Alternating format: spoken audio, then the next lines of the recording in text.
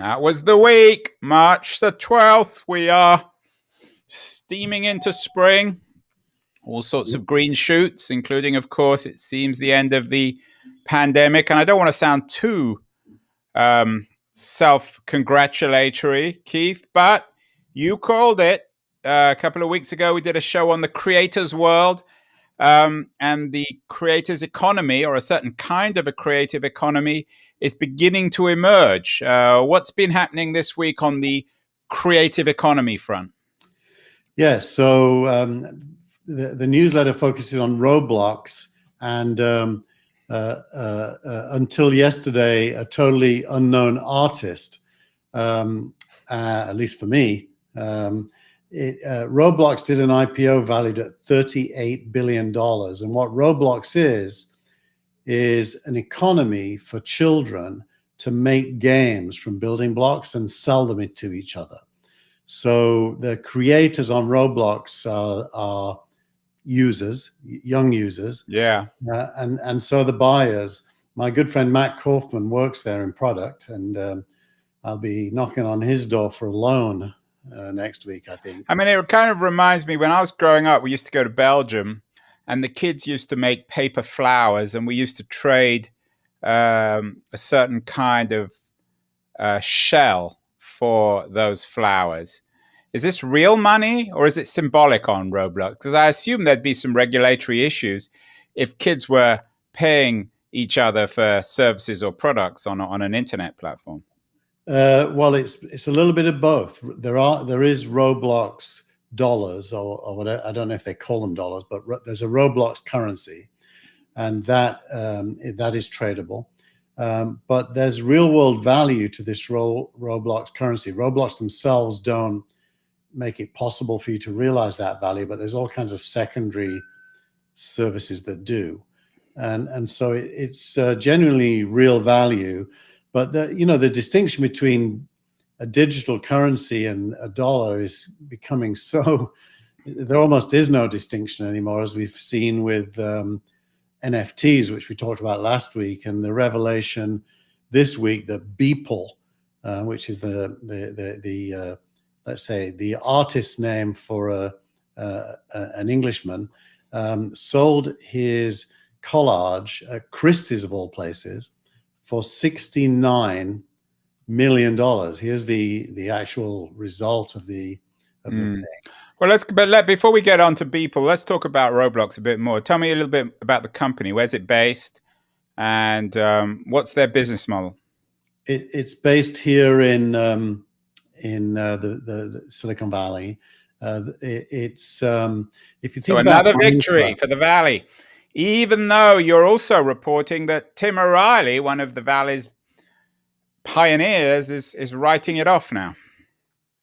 Yeah, well, Roblox is a building block for games, and Tim O'Reilly is saying that consumer internet, which Roblox is an example of, is kind of reached the end of its life, and that the next stage of the internet is going to be solving problems that science is required for, like the vaccine was. Climate change is one he mentions. And he makes the point that Silicon Valley is science light. Boston, of course, has always been the center of science in venture capital. Which is where his company, his publishing company, is still based, and where I think he grew up and went to university. So, yeah, he doesn't explicitly mention Boston, but he calls the end of Silicon Valley, and I don't think he means physically, but he's basically saying the raw material for the next stage of innovation isn't here. And obviously he's right in many ways that science is going to be key to the future. One of the companies I work with, Infarm, is all about science, growing food. So science is going to be a big part of the future. But I think the Roblox IPO, the forthcoming Coinbase IPO, they all point to the fact that consumer is far from dead and is just going to get bigger. So I don't think it's either or. I think both things are going to be part of innovation. And tell me a little bit more about this Beeple thing. It's on the front page of a lot of newspapers today, this idea that a single digital piece of art sold for almost $70 million. It's astonishing and slightly comical, and perhaps also troubling. here's the piece of art. Let me zoom in if I can. Well, clearly worth 70 million, right? It's there's a lot of work went into this montage, but it's kind of interesting. Art's value is not science, obviously. So if a buyer is prepared to buy that for 70 million, they obviously think that at some point in the future, someone would want to buy it from them for more than that. It's an original creation. That's what the NFT does. It makes it original and unique. Even though I've got a copy of it here, my copy's worthless. And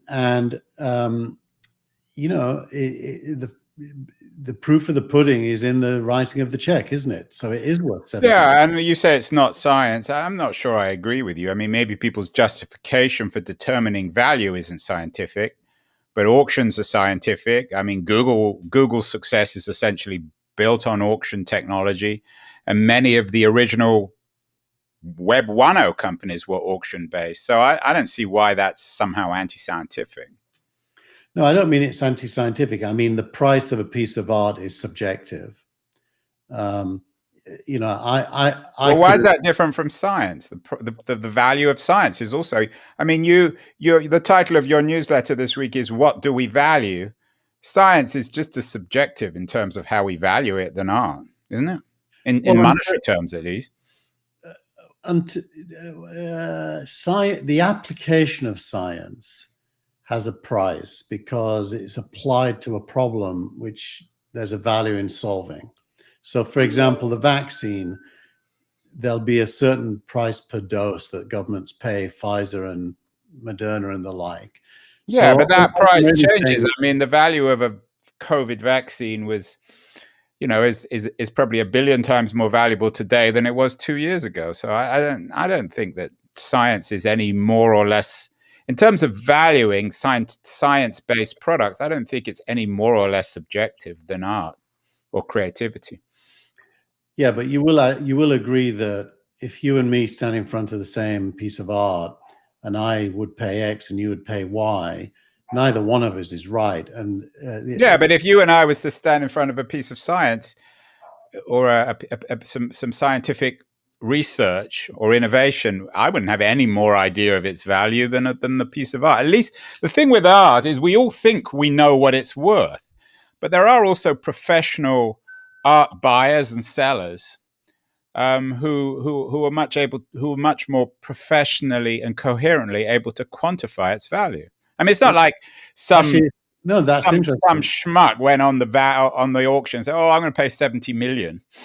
Right. Well, what actually happened is a valuer at Christie's, who went on the record and is quoted in a lot of the stuff, said that this is worth a lot.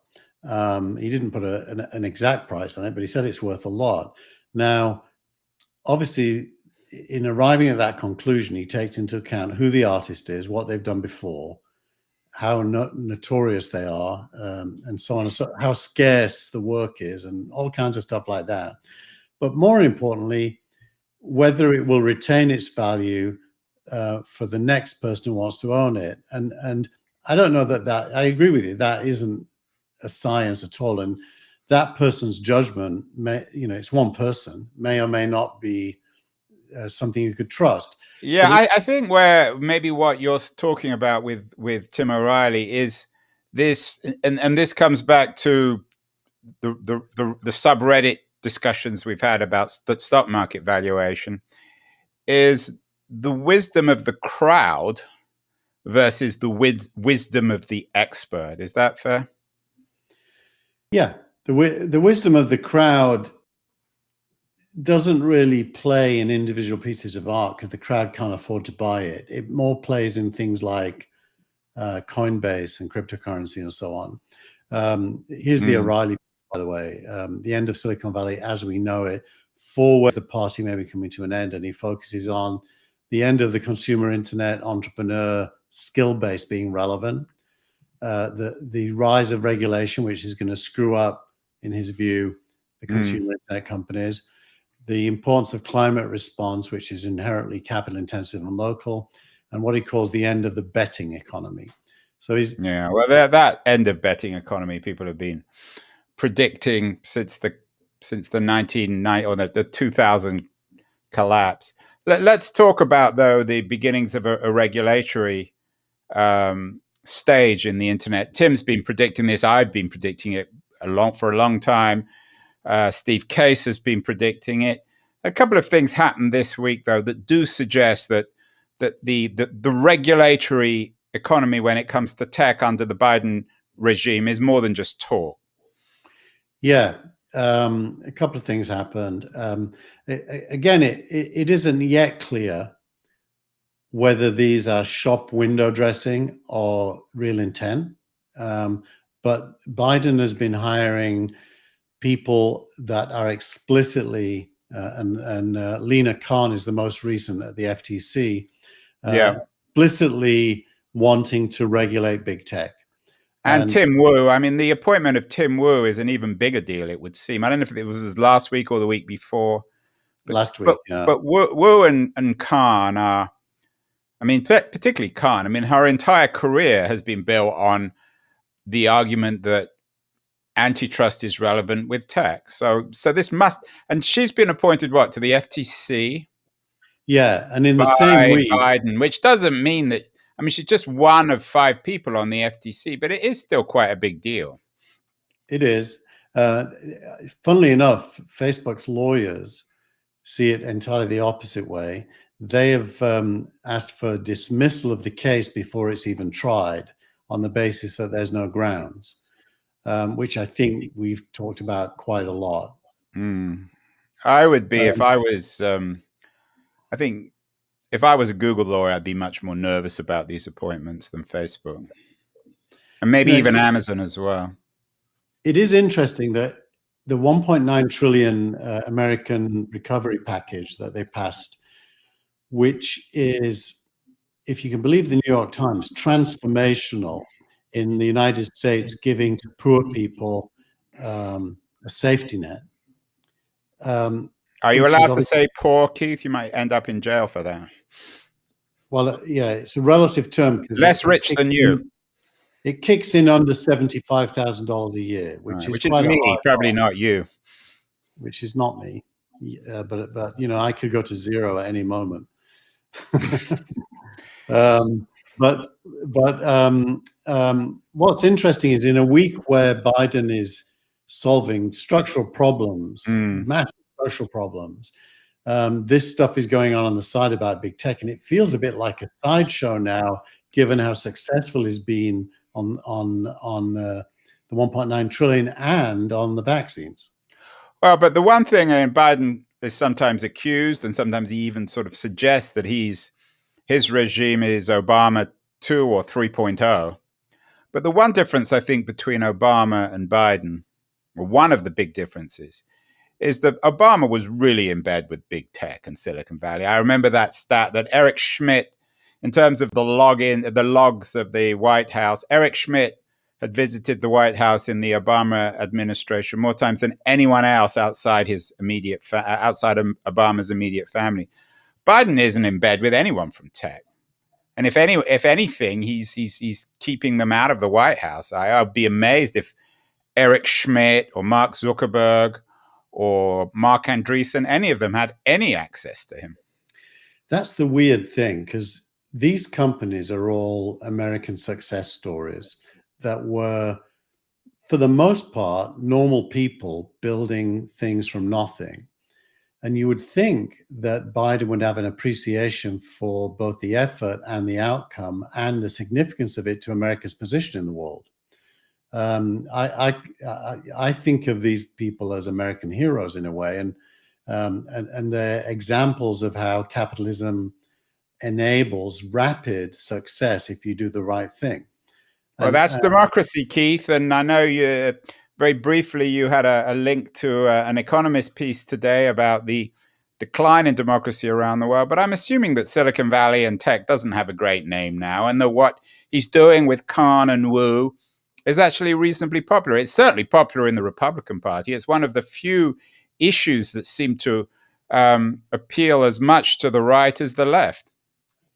Yeah, just because it's worth seeing, people watching should see this.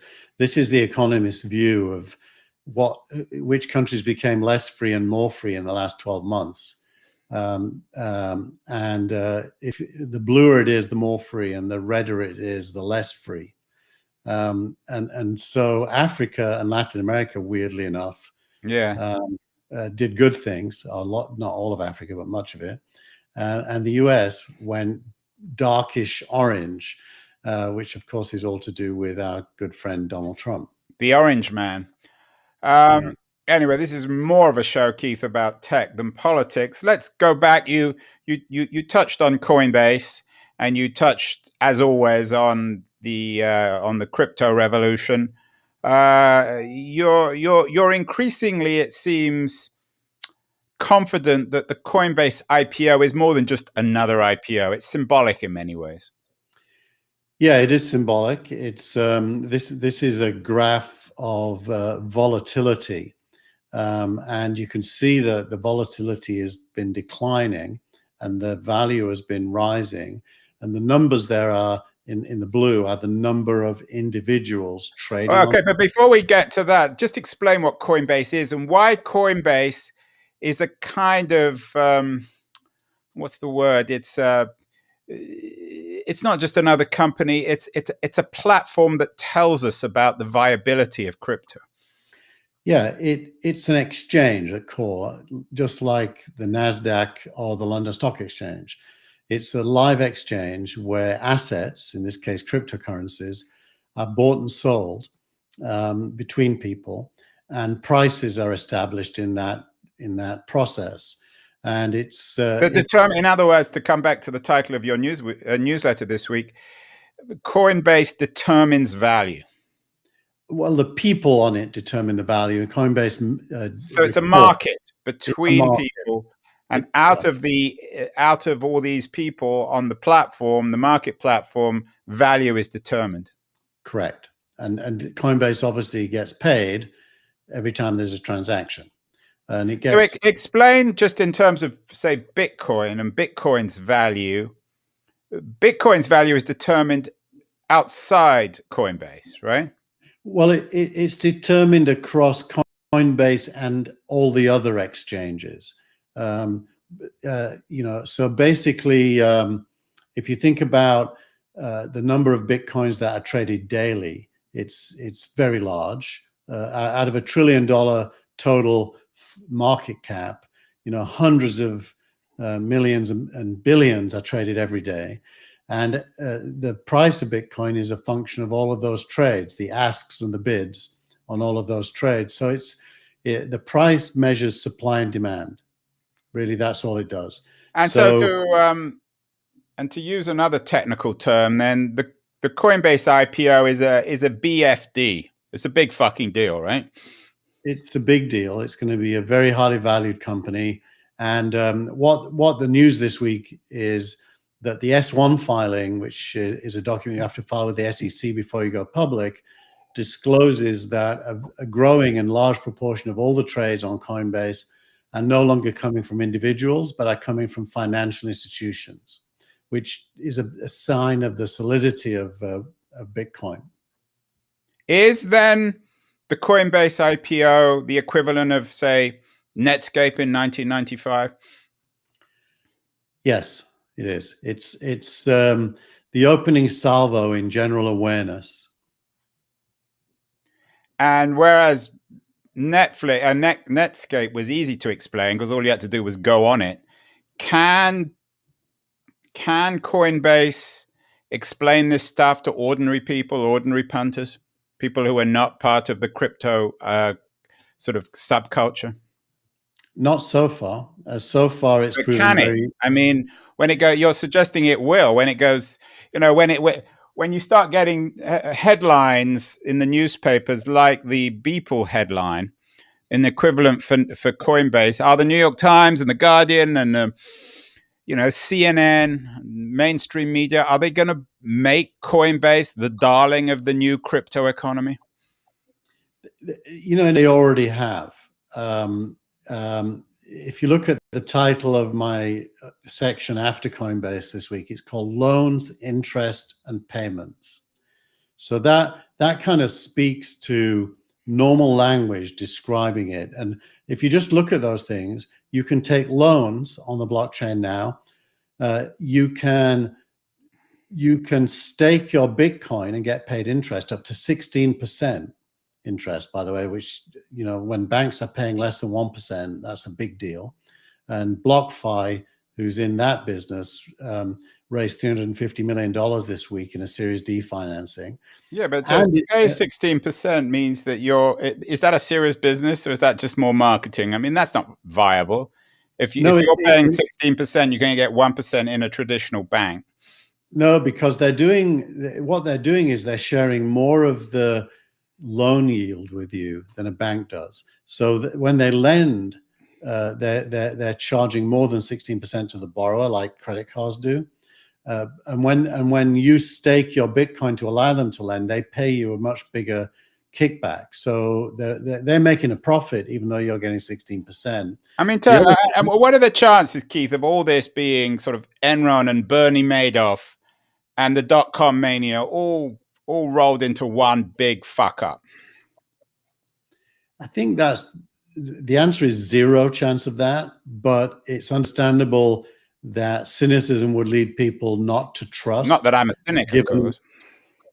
Yeah, of course not. By the way, the Kessler Collection, which is a bunch of luxury hotels, mainly based in Florida, announced this week that you can pay in Bitcoin as well. So when Florida Mafia wants Bitcoin instead of dollars, something's really happening. Well, that, again, the dark economy is for real. And it's going to be interesting with Coinbase. So what do you expect? A huge spike? Probably not, because they're doing a direct listing, which means that they set the price themselves, not via a bank. And so it will, a little bit like this week with, forgotten now who went public this week in a direct, Roblox. Roblox went from $45 implied price. It opened at 68, and it's gone between 68 and 70. So nothing dramatic. You could have bought it at 68 and it would have gone to 70. This is the new style IPO called a direct listing, and Coinbase is going to be one of those. So I think it's a long-term, not a short-term spike. Well, fortunately, we have no SPAC news this week, nor do we have anything about your hero anyway, Paul Graham. But we do have, as always, a startup of the week, which has a crypto flavor. What's your startup, Keith? Startup of the week is called Roll. And Roll is, here's a tweet that describes them. The guy there in the picture, he is the founder of Roll. It looks like a young Bob Dylan. Basically, a bunch of advertisers pulled on YouTube. Now I get 200 million views, which is more than 3 times the amount of views I was getting before. But now my paycheck is under $2,000. So he's making the point that as a creator, YouTube is leveraging him to make money, but he's only getting $2,000 despite the attention he's getting. So he's created a company called Roll. And what Roll does is it gives people like you and me the ability to create our own cryptocurrency, to use it to sell subscriptions, or to reward readers who share with other readers. Right. And it's a platform for creator currencies. Think of it like that. It's fascinating. And, we talked about Tim Wu. He wrote, of course, that very good book, The Attention Economy. So with Roll, the attention economy has a currency, or at least a currency platform and exchange. Is that fair? Yeah, it is. I've always thought that there should be a generic currency called, news. So where's the money? Come back to value on this. Where is the cash being generated? Well, a bit like NFTs, you use cash to buy these tokens. So the creator gets cash in return for you giving them tokens. And so those tokens, however, unlike most things you buy, are not, they retain a value. This is beginning to smell like the biggest Ponzi scheme of the 21st century. There's no real value there. People are creating tokens which theoretically have value, and everyone's charging in on top of these. I'm going to have to. There's got to be value there, and if you compare it to a currency, someone's got to be backing it, like a government. So if you have no. You know what backs currency? Time, human time. So human time can be enshrined in anything.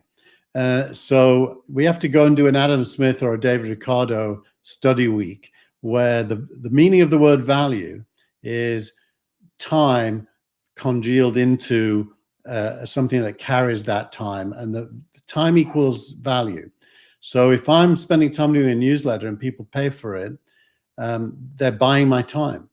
That's what it is. Way too abstract. Currencies exist because they're backed by governments, but maybe we'll do a show on that. Finally, tweet of the week. What is coming out of that attention, the heart of the attention economy, Twitter, this week? Well, just to keep going with the theme. Value, more worthless currency. YouTube is going to render college worthless is a point that is saying that YouTube is so good to teach you things that and productive, you learn fast, that going to college seems to be the slow train to knowledge, not the fast train anymore. So YouTube has real value, which it really does, actually. I use it a lot. Yeah, but you're not at college. You're like, how old are you? 66 years old. I am indeed 66. You're married, you've got kids. I mean, people go to college not to learn. They go to have sex and to understand who they are. You can't do that on YouTube. We have one of our listeners agrees that YouTube is undervalued. Oh, yeah. Well, we don't even know what YouTube is worth. It should be split off. Hopefully, Wu and the rest of his antitrust group will split Google up, and then we'll know what it's really worth. He also asks, isn't crypto created via mining? Well, the answer... which is an interesting point. That's a good point. And it's really the environment too. But it isn't, you see. There's two ways to do crypto. One is called mining, which is rare. Bitcoin mines, but not all crypto does. The other is called minting. Minting crypto doesn't use energy. Okay, but coming back to the final, this tweet, YouTube is going to render college worthless. I mean, I think college is being rendered worthless, but I'm not sure through YouTube, is it? Well, YouTube's a contributor. What do you think of YouTube? I mean, in terms of a learning canvas? I hate YouTube, but for, personal reasons. I don't, it's too big, too powerful, too broad. I mean, I think college is in trouble as well, but I don't think it's a YouTube problem. I mean, the problem with college is it comes back to your value. It's not worth the 50 or 60 or 70,000 a year because people aren't learning stuff. People don't go to college to learn. They go to college to network and grow up. And there are other ways of doing that which shouldn't be so expensive. But I think YouTube is not the fix to that. They used to need the certificate to show an employer that they're part of the intellectual elite. And that doesn't work anymore either. It probably still does to some extent. I don't think. Well, you've got a son. Your son is Syracuse, right? Yeah. And you're paying probably. He's gonna come out. You're gonna end up with a $300K bill. What is he gonna major in? He's majoring in computer science, and if he's really good at it, his first job will pay him 80 to 100K a year. I hope you're paying Syracuse with Bitcoin. Do they accept it? You've got to convert it into dollars first. Well, we're going to have many more crypto conversations. Be interesting to see how the Coinbase IPO goes. Good discussion, Keith, this week on value. It's always the heart of Silicon Valley, both in terms of its value to the rest of the economy and the kind of value that it's producing for the rest of us. Have a valuable week, Keith, and I will see you again on March the 19th. That was the week.